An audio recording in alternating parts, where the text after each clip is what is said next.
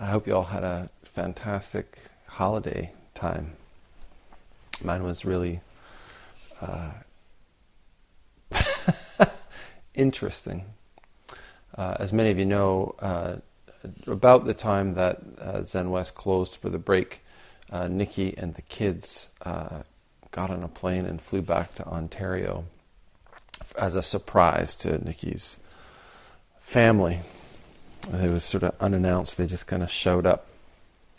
I nearly blew it, actually, with a Facebook post that I made I think it was in November. And so for most of the end of November and the beginning of December, I just had Nikki's parents really mad at me for making an insensitive joke post about being alone over the holidays. It was a narrow escape. Fortunately, everyone's okay now. After Nikki and the kids showed up, it's all good. The holidays, so for me, the holidays were me and my friend, Mr. Carson, hanging out. I'm really grateful for Mr. Carson for getting me out of the house every day to do some exercise, because I don't know if I would have even got out of bed, I think, the whole holiday season. I want to really thank people who reached out and offered to go out places with me or go out and have a meal, and most of the, I think all of them I didn't respond to because I was, it's only now, after having some rest, that I realized what a state of exhaustion I was actually in, and that had been in for a while. And towards the end of the year, September, October, used a lot of caffeine and just dug deep to sort of get myself through. And so towards the end of the holidays, I was sleeping a lot and getting more and more clean with just eating and living habits, and this sort of weight, distance, I would say, between the life that I was living and the world that I was living in started to sort of evaporate, and I started to feel like a little happiness and connection again, and just really realized that I'd allowed myself to become very tired.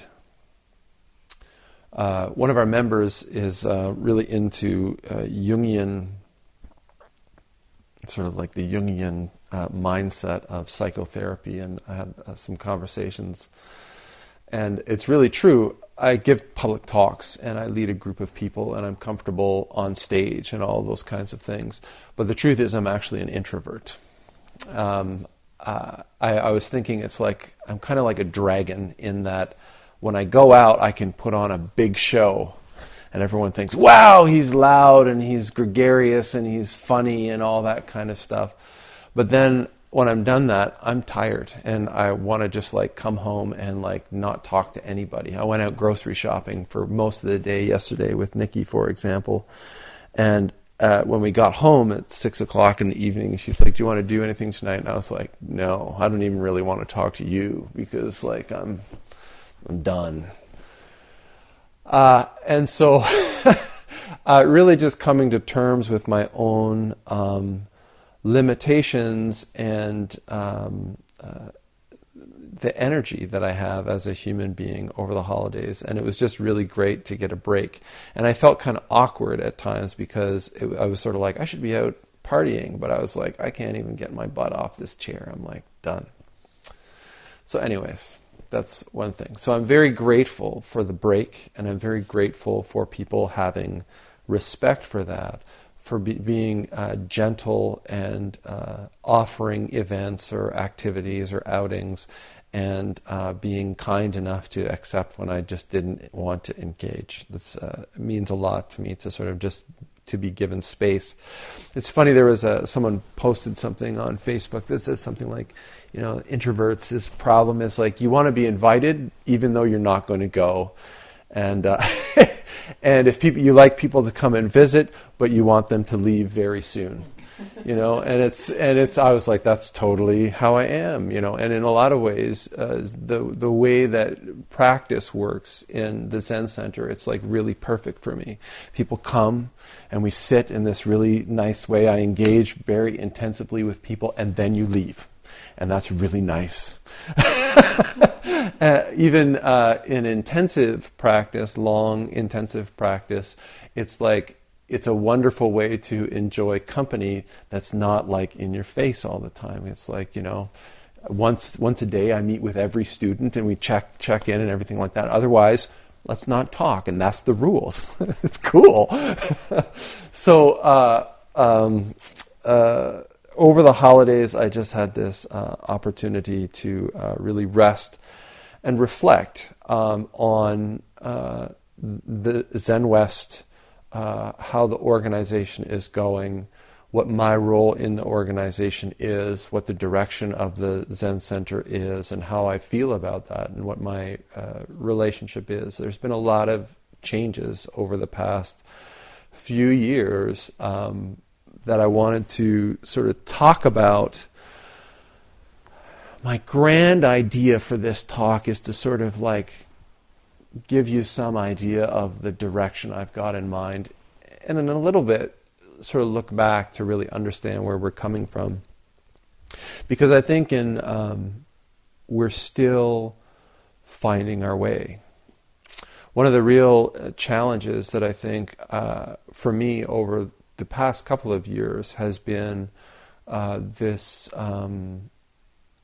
delicate balance that we have as an organization, as a community, in that we've been around for more than 35 years now as an organization. Membership-wise, we're one of the largest Buddhist organizations on the island, I think I can say. And we have a regular, stable schedule of practice. We have a really strong form. We've got a model for religious organization. You've had the same abbot and teacher for 10 years, and I've been around for 20 years. You've got two, as of this summer, you'll have two full priests. You've got lots of elders, and so there's this tremendous sense of stability and durability and tradition and longevity and all those kinds of things. But the thing that really I think we can't lose sight of is that it's balanced on this razor's edge of finance. And every quarter I come up to the fundraising thing and go I have no idea if this is going to work. I have no idea if in 2 weeks, I'm going to be announcing that I just cannot financially do this anymore, that our organization is just going to implode. And for 10 years, that's been the model, right? So we have this beautiful thing and this balance on a razor's edge.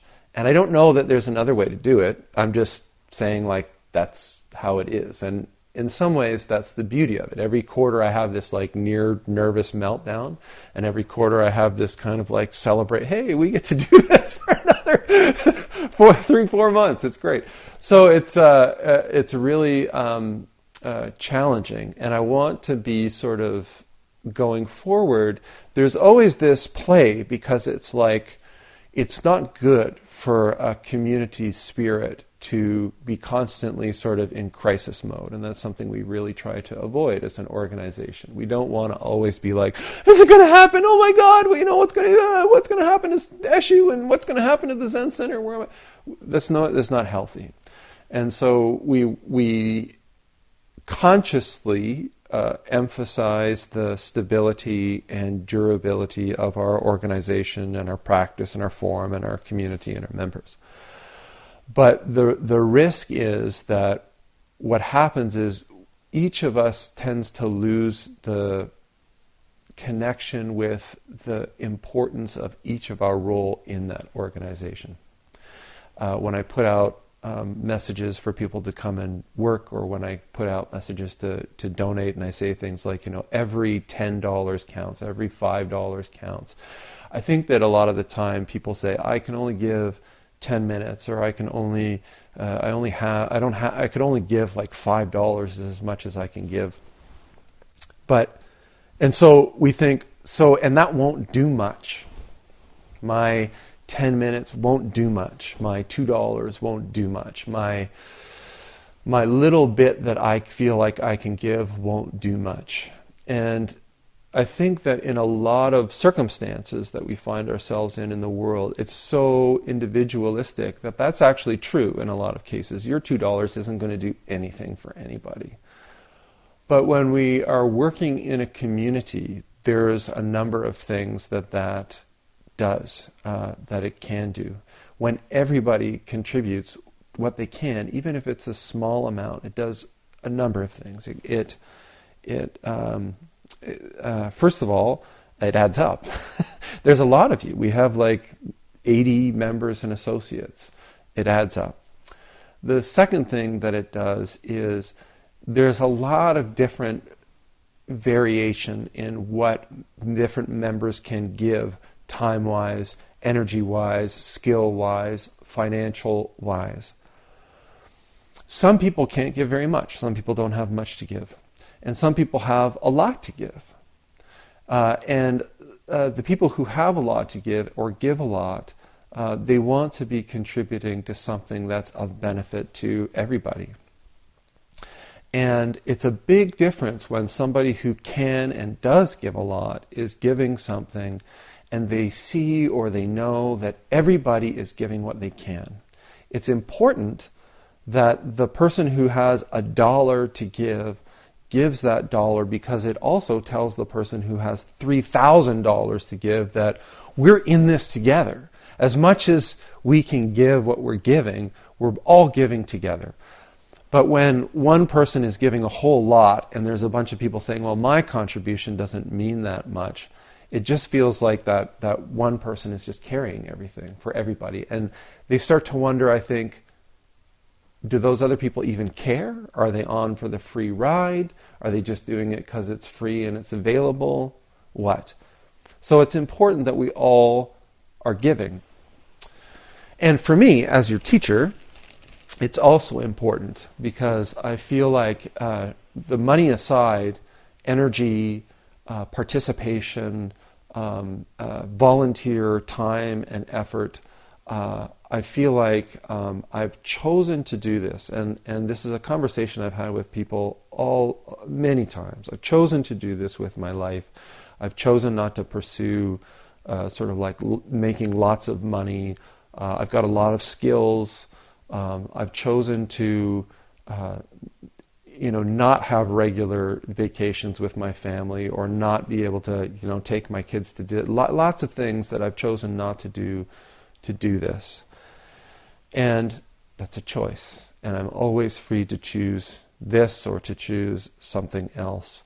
But I choose to do this because my experience of the practice, my experience of working with people, my experience of sharing this practice is that in my life, this is the most powerfully transformative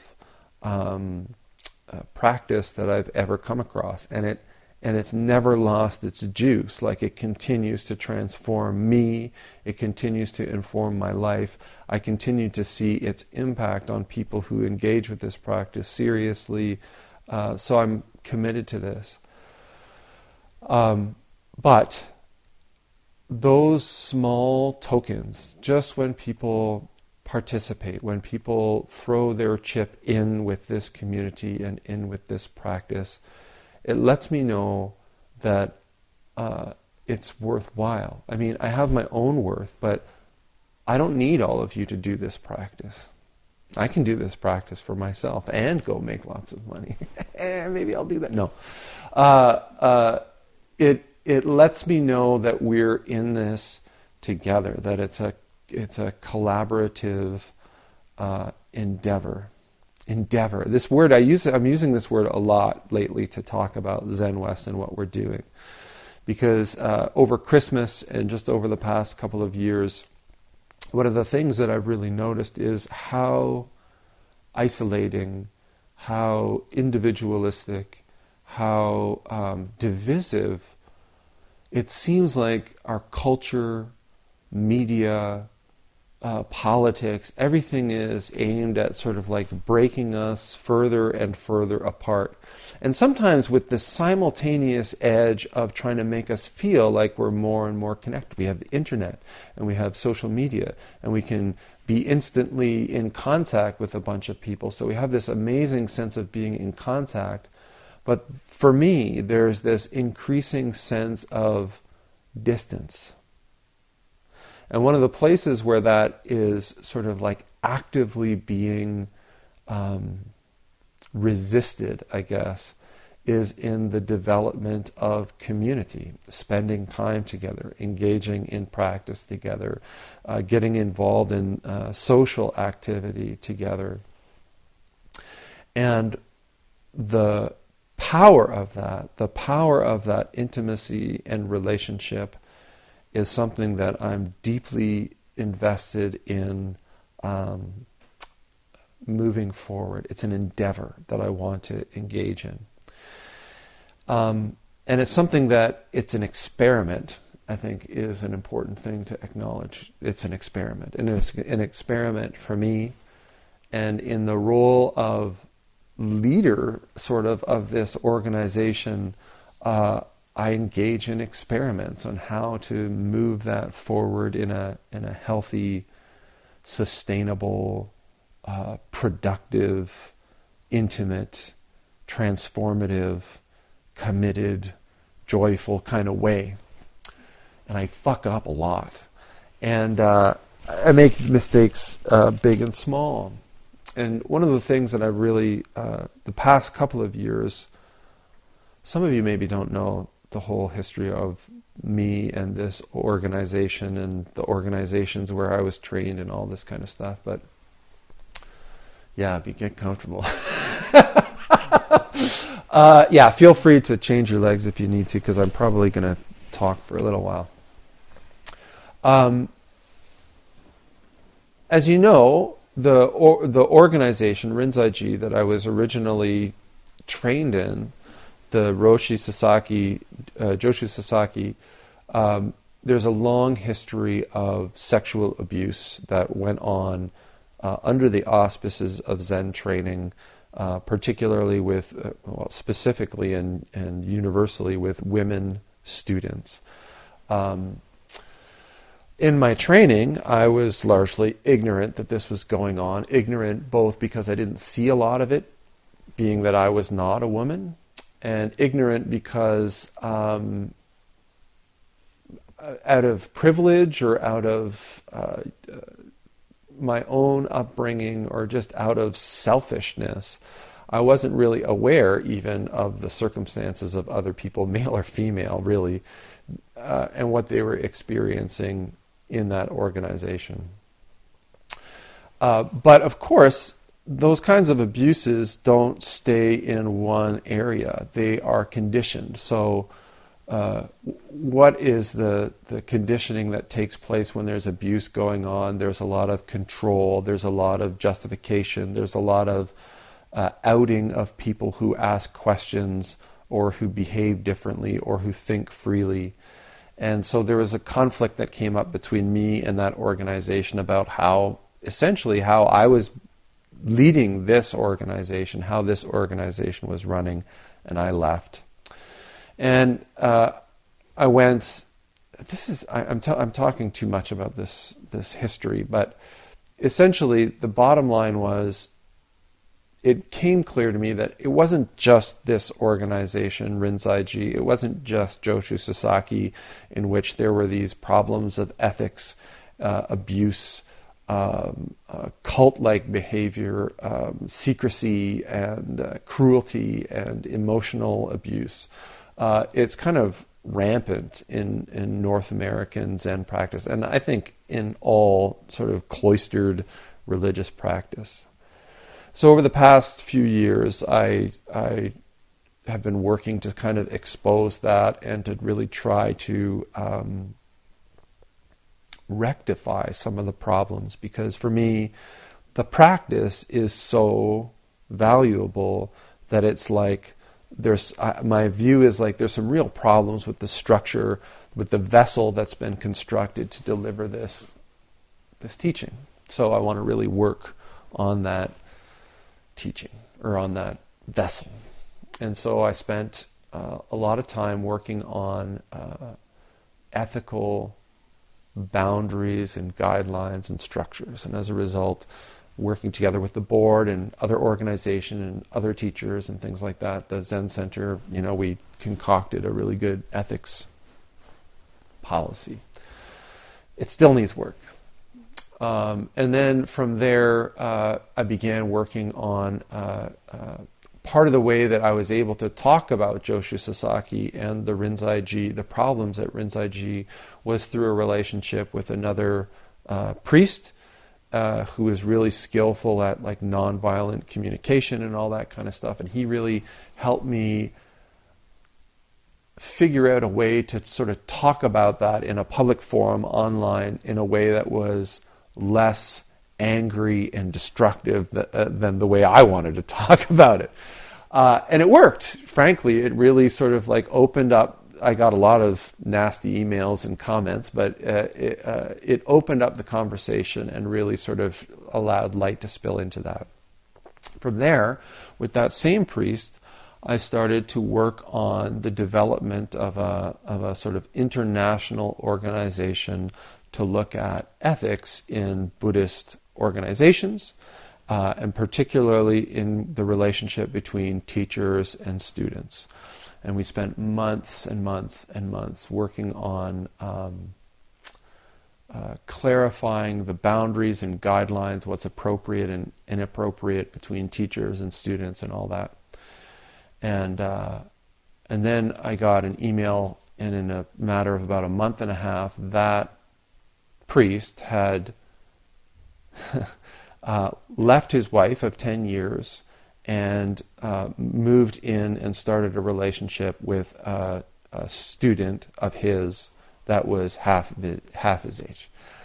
And so we had become quite close, and it kind of blew my head up a little bit, because I was like, wow, there's no ground for benefit of the doubt in this circumstance for me. I mean, I was literally working on this subject with this person, and so what came to me as being very clear in that point is that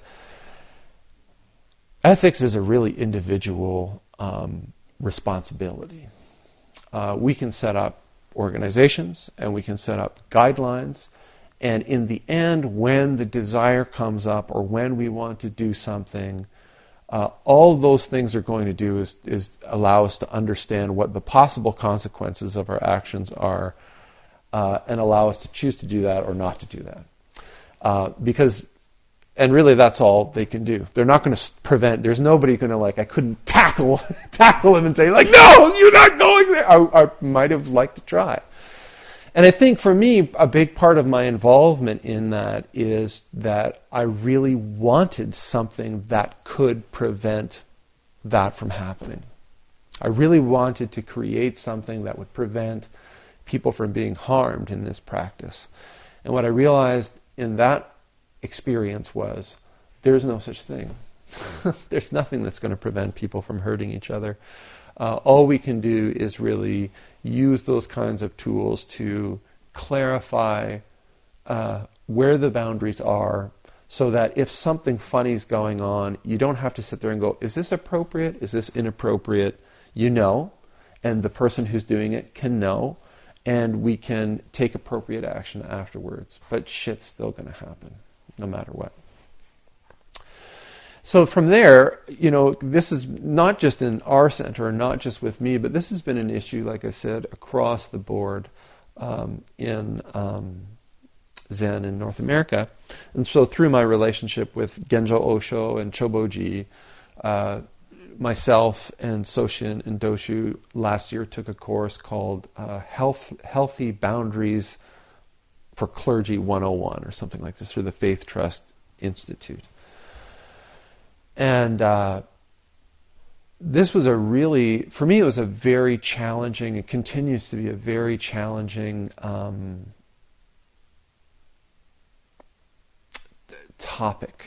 And I think it's an important one to look at, but I also think it's caused me some real grief, and it's caused some real, I think, problems in our Sangha and in our organization. Because essentially, the course is aimed at really helping communities clarify boundaries, and particularly between teachers and students.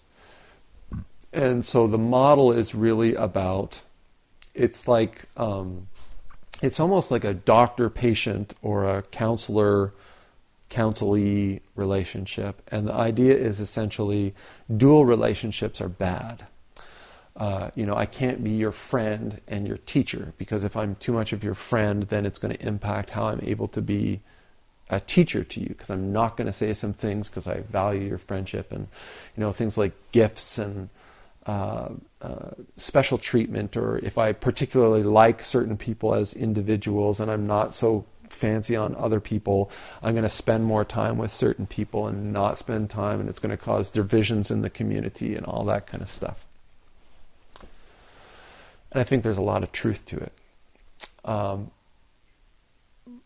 And so towards the end of the summer last year, I sent out an email and basically sort of clarified a lot of this stuff and what my position is, and essentially I'm your teacher and all that kind of stuff. And I think that boundaries are very healthy.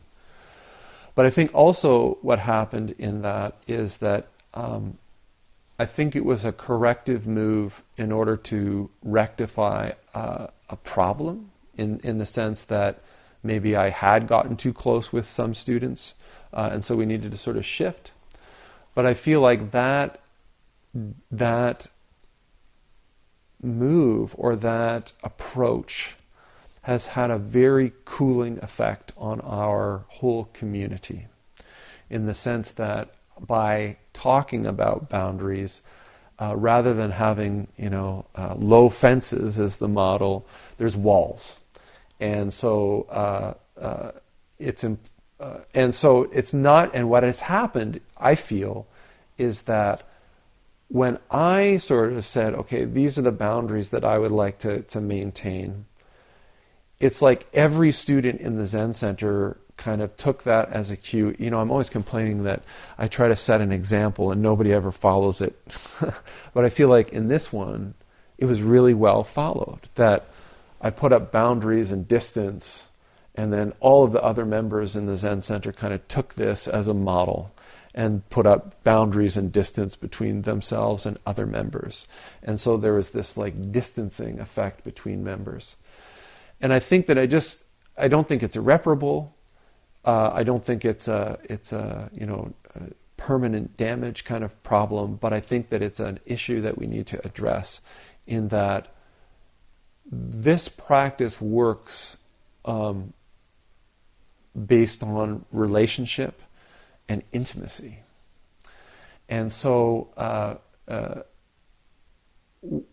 while we don't want to have so much clarity and separation that we lose intimacy and relationship. And it's this balance that we've got to sort of figure out. And this is an experiment. Because I feel like great wonders have been happened with the clarity of roles and relationship, in the sense of me as a teacher and the board and members. But there's also been like I said, I feel like a tremendous cooling in the relationships between members and the relationships between members and myself.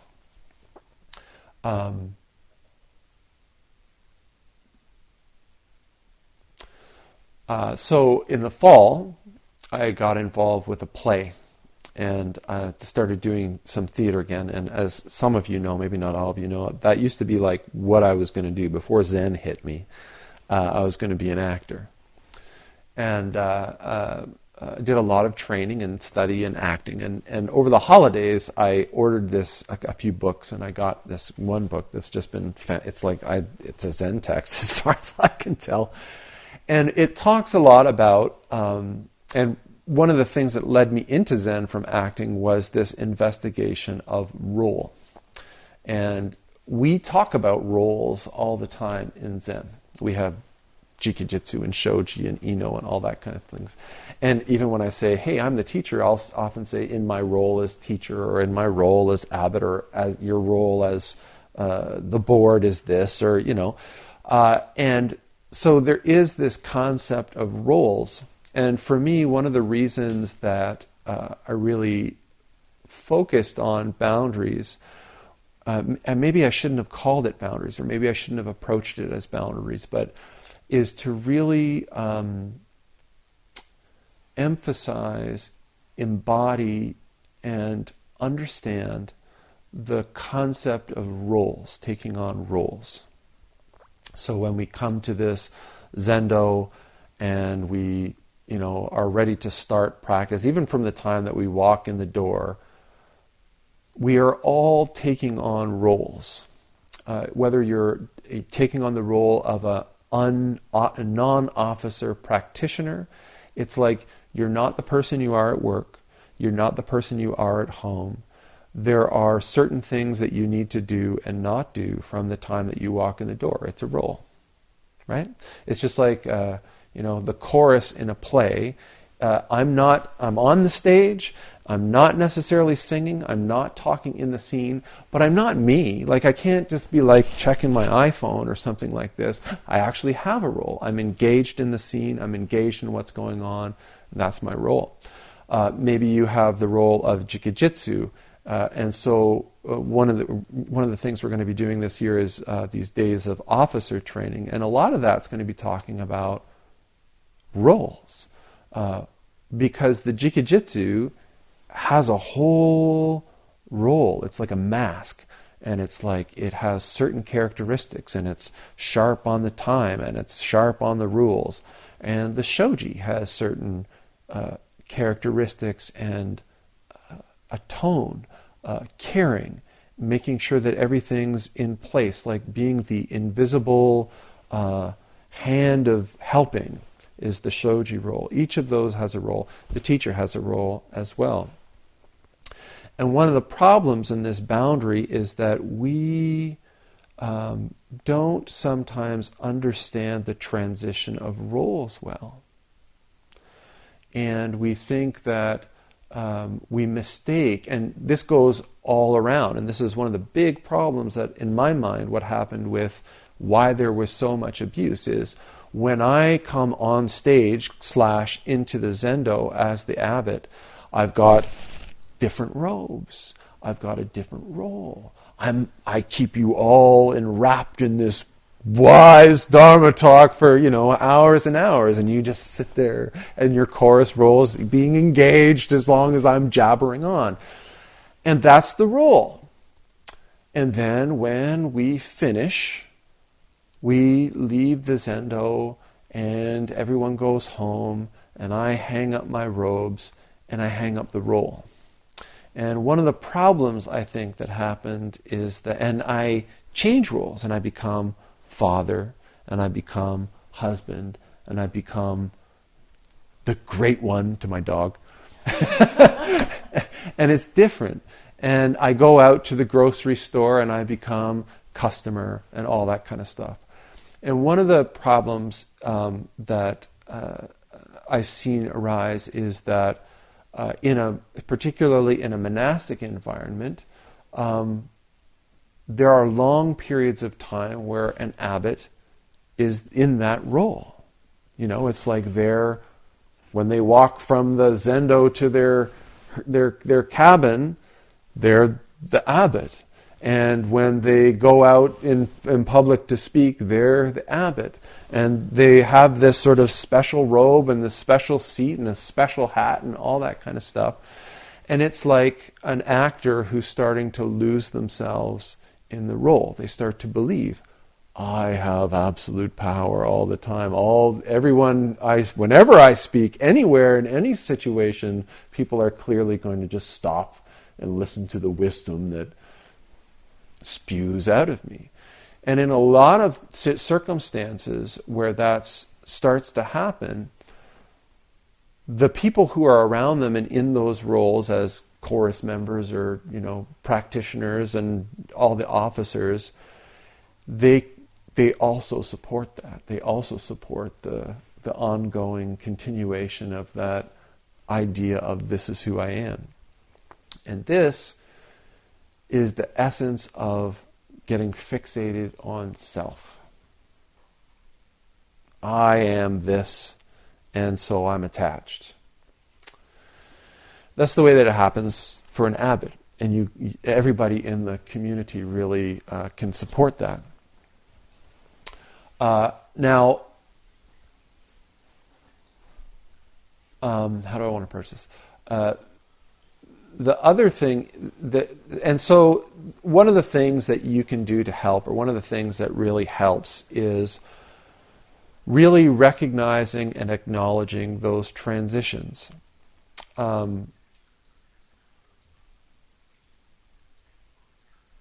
know what that is.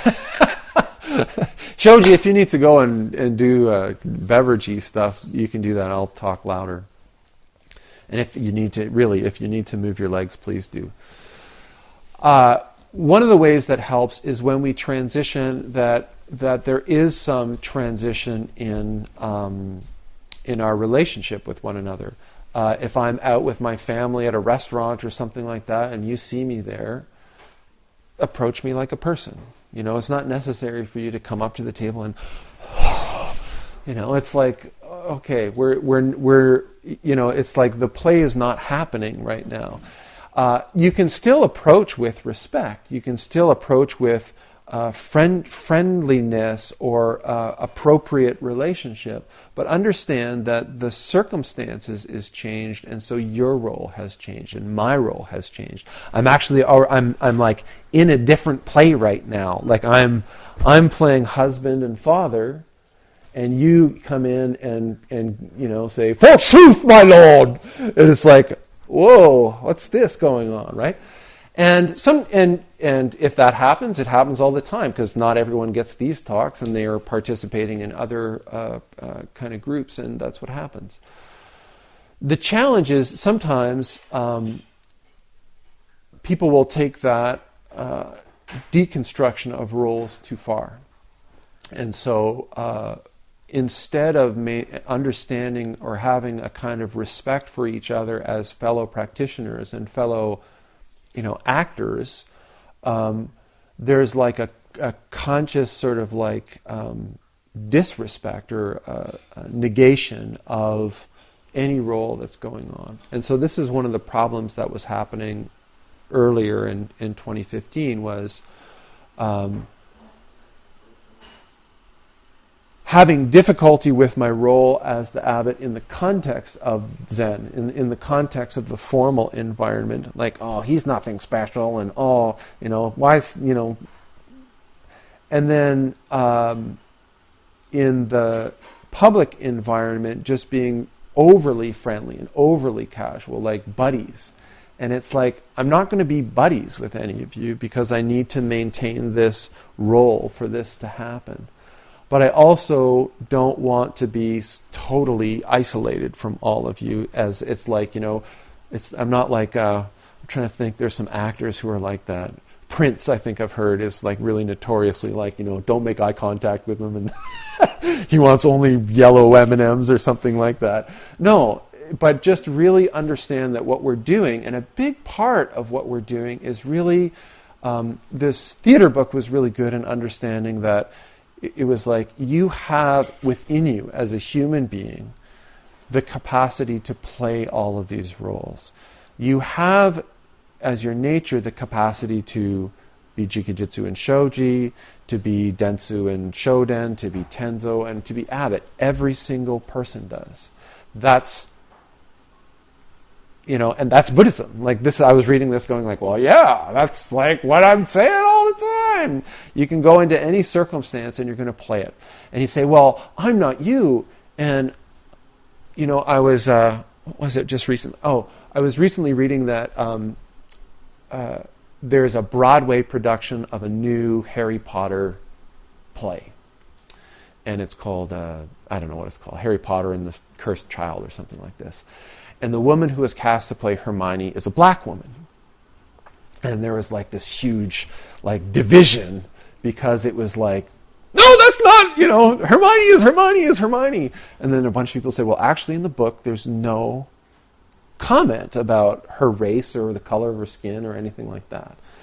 And so it's like, they're going to be two different Hermiones. You're going to be two different Jikijitsus. You don't have to try to be different, because already your physical body, your background, how you're coming to that role is going to be different. How you're going to be a Dentsu is going to be different. How you're going to be a Tenzo is going to be different. How you're going to be an abbot or a teacher is going to be different. What was interesting about this text, as I was reading it, this acting text, was that it said, but it kind of implied that in the role of acting in the class or in the play or in the production, you have this spacious, limitless capacity to transform into anything. And you can leave it in that context when you return to your normal self. And I was like, and that's where Zen steps off, because that normal self is just another role from my perspective, and from the perspective of this teaching. Where we start to understand that this self that we carry off into the world is just another role, is through really embodying the roles that we're doing when we're in the Zendo. Whether that's, like I say, whether that's as the chorus, as the sort of like unrolled Zendo participant, that just means that you're completely engaged with sitting when you're sitting, walking when you're walking, understanding the rules and regs of the form, or whether that's when you're the Ino and you're responsible for making sure all of the officers are doing their roles. These allow you to step out of your normal day-to-day roles. So my hope for going forward into this new year is I'm going to be a little more challenging with people in the context of Zen, in the context of formal practice, because I think we've done a really good job of becoming a Zen center that is sort of what you expect from a Zen center. Our motto, or our sort of like tagline, is "We make Zen come alive." And I think when we were first struggling, we became the model that we chose of taking on a full-time abbot, the model that we chose of membership fees and structure. It was all different. Nobody was doing that. We got lots of flack from different organizations about our choices to do that. Now we're in this position where more and more Zen centers are doing what we've done. And more Zen centers are trying to figure out ways that they can do what we've done and have an abbot full-time. And we've been sort of like moving towards being more like everybody else. We have these sits and this is what we do, and we have sits and we have intensives and we have, this and that. And my hope for this year is actually, I've got some ideas. And we're going to make Zen come alive. I'm going to be pressing on you a little bit into these roles, not a little bit, a lot. If we want to engage in koan practice, there's going to be a lot of challenge for you personally, because this practice is one of experience, and it's one that presses into where we're uncomfortable.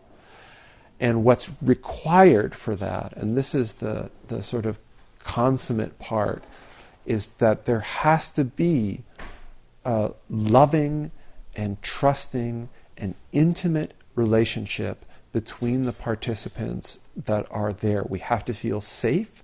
We have to feel supported. We have to feel like we can take big risks to explore our nature, who we are and what we're capable of. So my hope this year is I really want to get a finer balance on understanding, yes, I'm the teacher here. Yes, there are boundaries between what we can and can't do, but they're not walls. I want to feel closer and more loving and more intimate with all of you because I want to explore this practice more deeply together. And for me, the important part is in that community. We really have to resist this culture and the society and the pressures that are all around us all the time to break us apart, to see everything as different and separate, and to sort of move in broader and broader orbits. We have to, I feel, come together as a community and to each of us commit wholeheartedly to moving this endeavor forward.